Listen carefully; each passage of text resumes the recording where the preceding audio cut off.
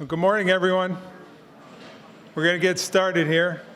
Welcome to the first CAWPCA Spring Workshop in 2 years. I think you should give yourselves a round of applause for coming out today and making it through a tough year. I'm Tom Sgroi. I'm the current president of the Connecticut Association of Water Pollution Control Authorities.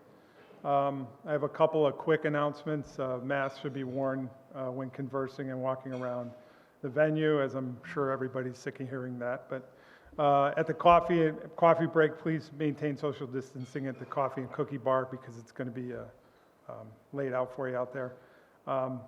This event qualifies you to receive 2.75 continuing education credits. Those attending in person, we have recorded your attendance by the action of picking up your name tag. So if you didn't pick up your name tag, please do so you can make sure you get your credits.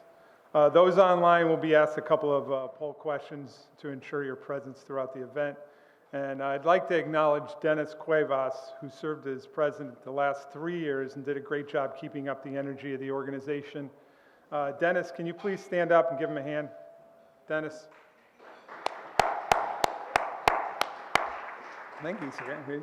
Is he here? I thought I saw him earlier. Is he? Thanks to our sponsors, there's been a tremendous amount of them. Without the sponsors, this organization would struggle to survive.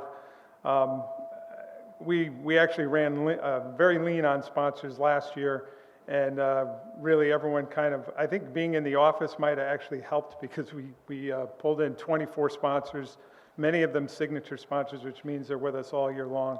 And we continue to run the organization with the funds for that, including our legislative lobby, which is very important.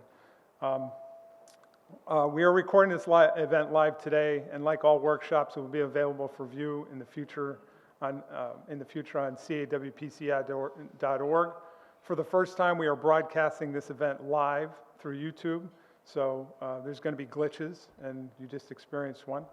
I'm told we have about 25 to 30 registrants viewing the event remotely, including several DEP staffers who are usually in attendance.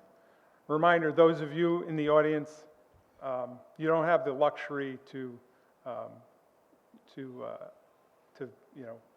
stuff your face with food and not be seen. So, you're not on a Zoom call, you guys. You're all live, so just remember that. I'd like to thank both Lydia and Craig from Cinematic Images of Berlin, right here, for coordinating the live event aspect. It's a big endeavor. Also, special thanks to my right hand, Bridget Bulkley. Her title is Secretary of CAWPCA, but really it should be Executive Producer of this event. I'd like to thank Janice Moran back at NUIA headquarters and the staff at NUIA for spent many hours assisting putting the program together. And finally, to the workshop committee, Bridget Bulkley, Larry Murphy, Mike Head, Ted Donahue, for assembling a strong list of presenters at the agenda. We have a great agenda for you and hope you enjoy it. This slide has been a reoccurring theme in many of our past workshops. Merging the CAWPCA and the CWPAA has been a long-term goal of both organizations, and 2020 resulted in the most progress ever made. When we merge, we both the operators and managers into one organization, and will allow for strong committees to be developed. We hope that by merging together, we will pull expertise from folks that we may not have reached before.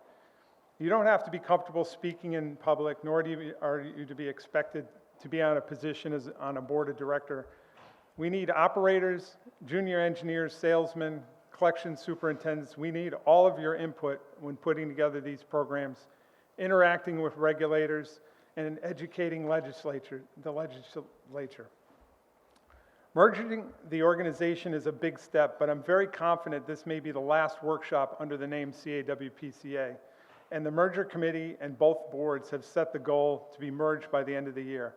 Now let me share some of the progress we've made. Very early in the year, we received confirmation that DOT was going to reimburse municipalities for manholes paved over by the vendor in place program. This was a problem. municipalities were only receiving about $150 per manhole. When they were paved over or impacted by DOT work, we got together with both CAWPCA and CWPAA, went to the legislature with our legislative lobby, and brought the DOT to the table. And they recently released a memo, or early last year, that they were reimbursing 100% for all the work. They did recently cap that.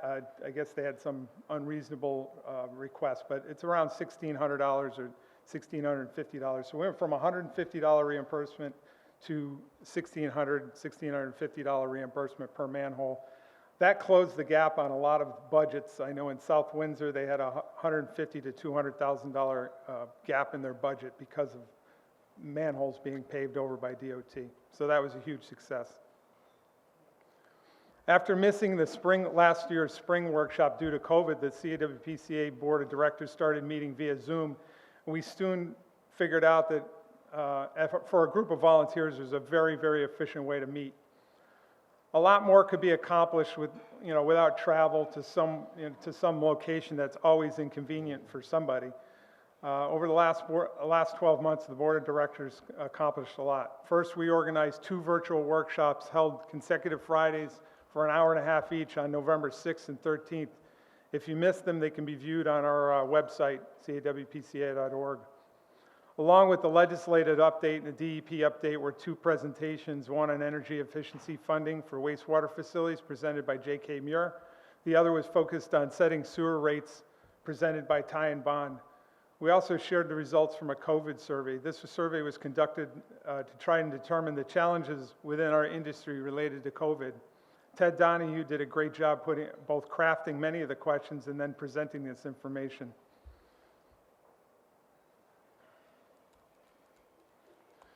The board established the CT-WIA merger committee, as I mentioned before.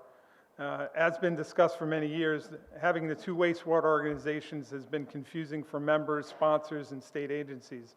The merger committee, together with CWPA's merger committee, has made great progress, and we look forward to a formal announcement of the merging of these 2 organizations in the fall, likely to be kicked off with a joint event. One of the ideas brought out by the merger committee was to simply start working together at the tasks at hand. The most important and impactful collaboration was determined to be the legislative outreach and advocacy. Together with our legislative counsel, Melissa Biggs, we established effectively the first joint committee outside the merger committee, the legislative committee. The legislative committee was extremely busy during this last legislative session, and I promised Melissa I wouldn't steal her thunder, so we'll get back to that topic shortly when she gives her update. The next joint committee formed was an educational outreach committee that was brought on by technical schools' interest in exploring existing internship programs to support careers in wastewater. This was followed by a joint bylaw committee. The purpose of this committee is to write the new bylaws for the future Connecticut WIA. This is one of the most dry committees you could possibly want to be on. It's tough to find volunteers, but understandably, it's understandable. It's super important. And I'd like to thank Norb Church and Ray Barr for their hard work on this committee. Then, of course, we have the workshop committee of this event. Again, recognizing the work of Bridget, Larry Murphy, Mike Head, and Ted Donahue. And finally, for the first time this year, members of our organization, CAWPCA, joined CWPA in the Sewer Open Golf Committee and are currently in the process of putting together this great event at Skunk-a-Monk on June 18th. I'm told the golf event is full, but we are still looking for green sponsors and gift donations from vendors. If you have anything like that, could help out, that'd be appreciated. Please see Ray, Barr, or Bridget for further details. I'd like to take a moment to acknowledge everyone on the board and thank them for their contributions. Raise your hand and please stand when I call your name. The newly minted Vice President Ted Donahue, operator of Litchfield. Treasurer Pat Rimkowski. Pat, you're here. Bridget Bulkley, she's here, you saw her. Bill Brink of Stamford. Norb Church of Point of Woods Water and Sewer. Dennis Cuevas of Waterbury, Ray Drew at City of Torrington, Mike Head, Woodard and Curran, Nelson Malwitz from Town of Brookfield, Larry Murphy of Jacobs, Jay Sheehan at Town of Simsbury, Art Simonian, the Mattabassett District, and Honorary Director Bill Robinson, formerly of the City of Bridgeport.